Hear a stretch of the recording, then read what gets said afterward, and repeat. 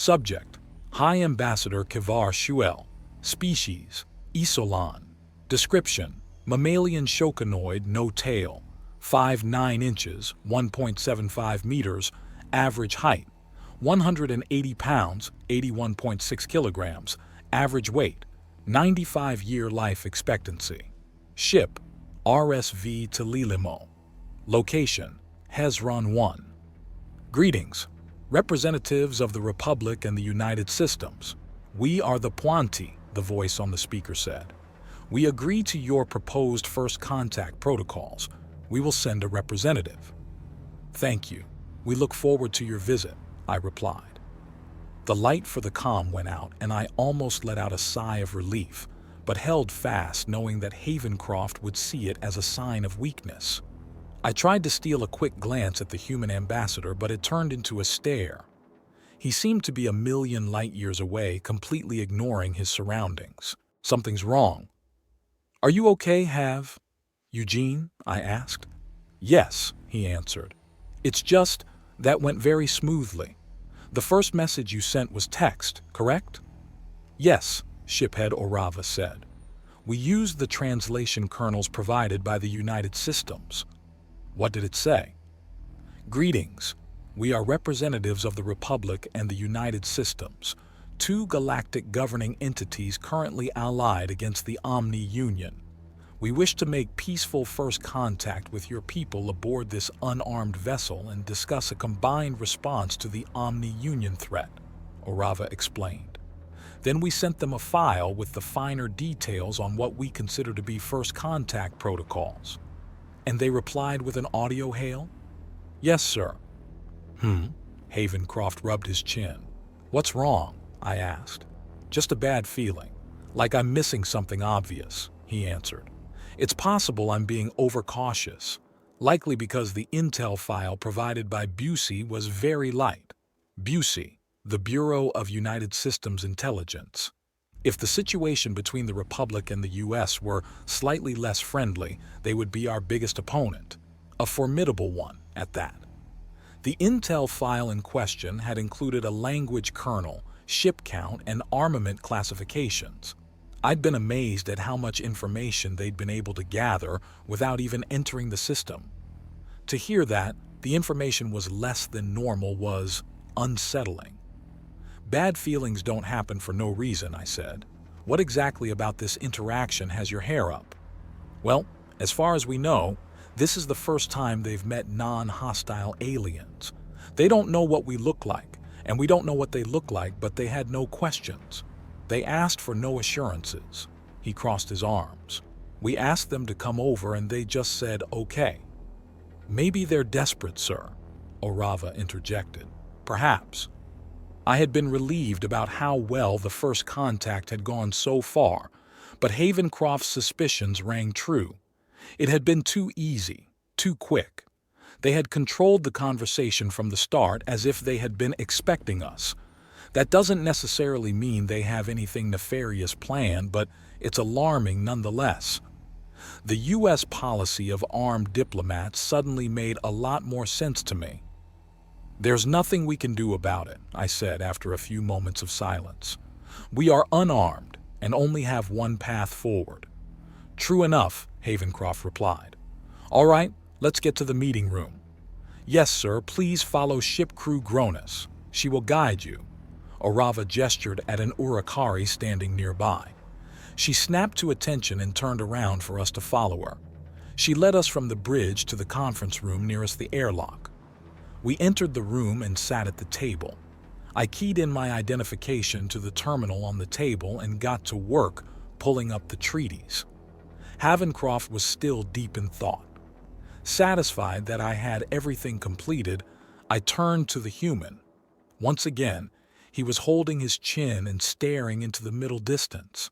I opened my mouth to speak to him just as the door opened and a breathless Gronus appeared. The representative is a machine. I ran ahead to warn you, she said. Are they attacking? Havencroft asked. No. It's on its way. I didn't want you to be surprised. Very good, I said. Thank you. She nodded and left the room. A machine? I looked at Havencroft, who now looked less preoccupied and much more attentive. He was on edge. "Don't you work closely with AI?" I asked. "I do, and I know what they're capable of. We've buried the hatchet with our AI, and so there's a relationship there," he explained. "There are a lot of differences between organics and machines. An AI that doesn't have a pre-existing relationship with organics could be very troublesome. If it doesn't have a pre-existing relationship with organics, how did it come to be?" "Fair enough," he chuckled. "But that makes it all the more concerning that we're not meeting with an organic, doesn't it? Paranoia is fairly common among diplomats. It has to be. Your entire job is to make manifest the best interests of your government, but the same goes for those on the other side of the table. You must be able to spot the subtle clues of plots to go anywhere in this career. Still, there are plenty of explanations for why we would be meeting a machine instead of an organic. For one, it could be some type of mobile communications device, which would be a pretty good way of meeting in person without risking any of your own people's lives. Or the civilization lives in harmony with AI, and it didn't occur to them that we might not." I was about to suggest these explanations when the door opened and the mechanical diplomat stepped through. Havencroft and I stood. The machine looked like a human wearing armor. 2 arms, 2 legs, 5 fingers on each hand. The head was rounder and the arms were longer, though. The machine bowed slightly. "I am Unit ZBC 446. I represent the Panti," it said. Havencroft opened his mouth to speak, but I cut him off. "I am High Ambassador Kivar Schwell, representative of the Republic. And I am Ambassador Eugene Havencroft, representative of the United Systems," Havencroft said with a slight smile. I gestured at a chair next to ZBC 446, and we all sat. The machine sat with its shoulders facing straight ahead, which I found a little unnerving. Usually someone angles themselves to speak to someone else, except for the Kinrin, but that's because they have eyes all over their heads. They don't have to move to look at you, and most people would prefer that they move as little as possible. "We need help against the Omni Union. I am here to negotiate a deal to that end," ZBC 446 said without moving. "Our deal is simple," Havencroft said. "We will help defend you if you help us in an offensive push against the Omni Union. The Republic will also be participating in the offensive," I added. "I am not confident that we are in a position to commit to offensive action. Can you provide more detail?" "Of course. The United Systems will be attacking the mobile prime platforms that lead the Omni Union. If you agree to this deal, we will be defending the United Systems forces from the massive number of standard ships the Omni Union can muster," I said. "We are currently meeting with other potential allies who may join us in this effort. Do you have information regarding these mobile prime platforms? We've intercepted mentions of them, but we do not know what they are." "We have prepared an information packet for you," Havencroft said, sliding a tablet across the table. "It contains everything we know about the Omni Union as well as information regarding our military capabilities." "Thank you," ZBC 446 said.